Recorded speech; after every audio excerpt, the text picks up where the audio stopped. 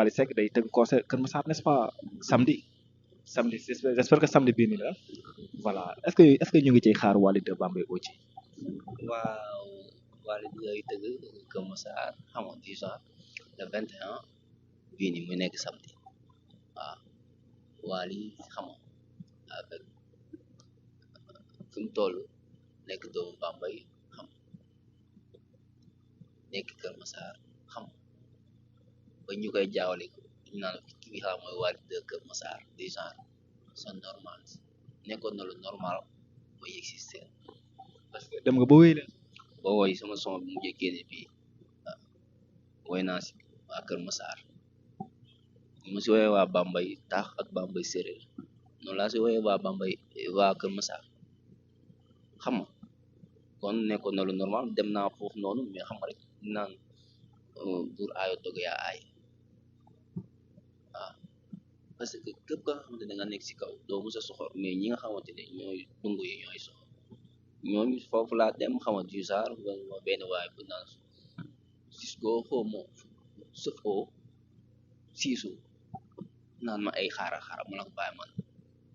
man nekkuma koy xaar dag may wax lu leer ma mën a xam parce que aussi tamit nekkuma n'importe quel kan si dëkk bi dag may wax lu leer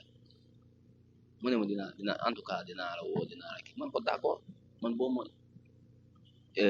invité baax na boo ma yëgalee si seen baax na boo ma yëgalu si man dinaa dagg sama tiki yow seetaan si bal si Wally comme ni mu koy faral di defee dem daal di demander pour yegg sur scène ñu rejeté. waaw ñu nga am ay doomu kii ay jël nañ ay 5 artistes moom nañu may du genre ak benn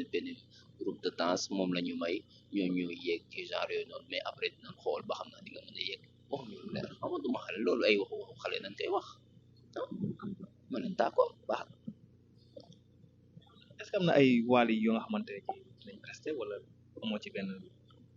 kii ci certitude ci loolu maanaam kuy roy Wally Seck Wally de. non Kër Massar du genre bu ma nee tël ñu xam ne kii mooy Wally Kër Massar moom sax defatul sax Wally Bambey Wally Kër Massar nañuy wax mais damay nangu xam ne foofu laa nekk waaw dañ laa bëgg a nangu Bambey quoi moo ma jaaxal duñ ko nangu dégg naa si way bi nga naan dañu laa yónni Bambey séeréer Bambey taax dañ la yónni waa Kër Massar aussi dañ la yónni waaw Kër Massar nag nañ yem ci seen way woowu noonu rek waaw ñoom buñ gisee xam nga avec le profil nii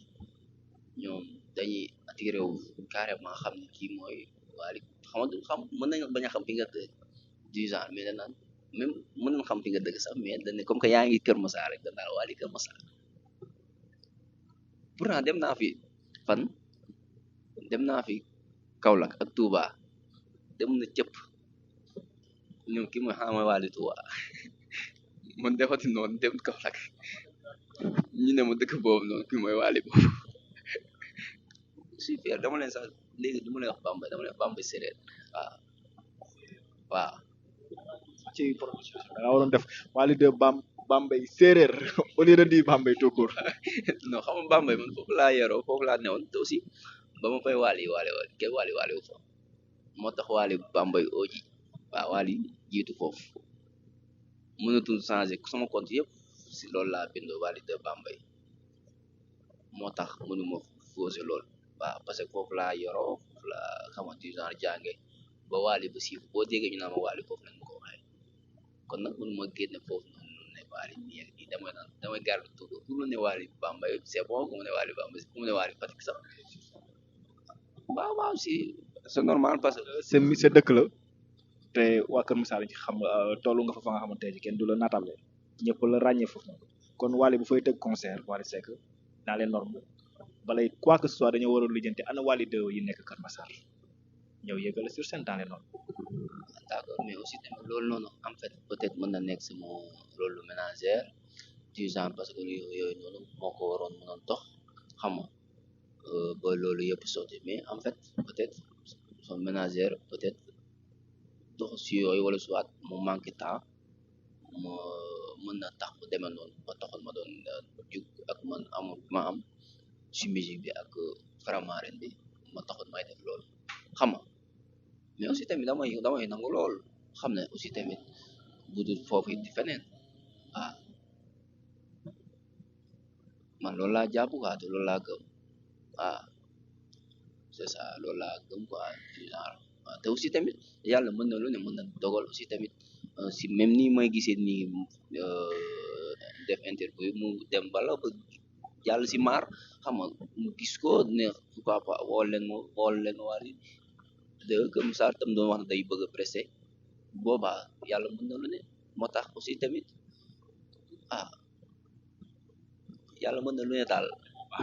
voilà donc dañuy ñëw Wally ci sa concert bi nga xamante ne def nga ko tabaski lendemain sur lendemain de la tabaski macha allah.